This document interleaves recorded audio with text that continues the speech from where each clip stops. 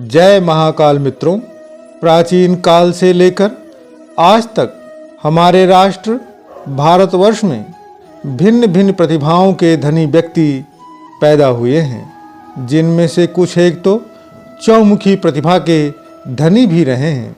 मित्रों, विद्या, बल और साहस कभी किसी जात या रंग का चयन नहीं करती है, बल्कि जन्म से ही परमात्मा के द्वारा प्रदान होती है।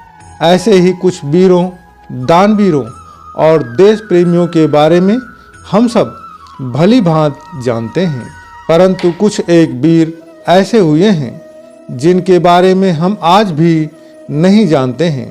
ऐसे ही एक वीर पुरुष थे जो अयोध्या में श्री रामचंद्र जी के मंदिर के पुजारी एवं रक्षक थे, जिनका नाम था देवीदीन पांडे जी। साथियों, यह उस समय की घटना है जब हमारे राष्ट्र पर मुगलों का बोलबाला था।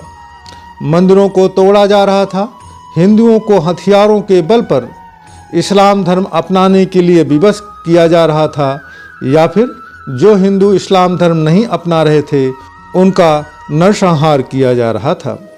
उस समय मुगल शासक बाबर का राज्य था।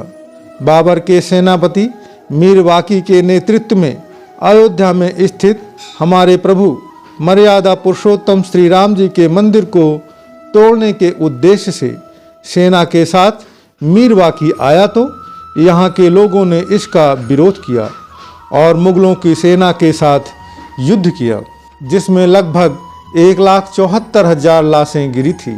साथियों, यह पंडित देवीदीन जो सनेथु गांव अयोध्या के रहने वाले थे, जिनका जन्म सरयू पारीण ब्राह्मण परिवार में हुआ था, वो एक कर्मकांडी पुरोहित थे। लेकिन जब मुगल सेना राम मंदिर को ध्वस्त करने के उद्देश्य से अयोध्या की ओर बढ़ी, तब पंडित देवीदीन पांडे ने पुरोहित का कार्य त्याग कर आसपास के ब्राह्मणों व क्षत्रियों को लेकर बाबर की सेना के खिलाफ युद्ध लड़ने के लिए हथियार उठा लिया और मीर बाकी के नेतृत्व वाली मुगल सेना से युद्ध किया। ये युद्ध इतना विकराल था साथियों कि युद्ध करते समय पंडित जी ने 700 मुगलों को अपने हाथों से काट डाला।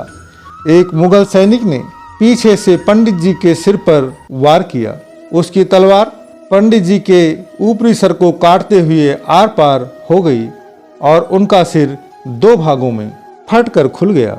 लेकिन उन्होंने अपने गमछे से अपने सर को बांधा और लड़ाई को जारी रखा और अंत में मुगल सैनिकों द्वारा एक के बाद एक किए गए वार से वह काफ़ी घायल हो गए और वहीं पर वीर गति को प्राप्त हो गए। मित्रों, ऐसे धर्म रक्षक को हमारा बारंबार नमन है। हमारे सनातन धर्म के ऐसे वीरों के बारे में इतिहास के पन्नों में जिन वीरों के ऊपर धूल जम गई थी, वहीं जमी धूल को हटाने का यह मेरा प्रयास है। कृपया अपना विचार कमेंट अवश्य कीजिएगा। धन्यवाद। प्रेम से बोलो जय सनातन, जय महाकाल।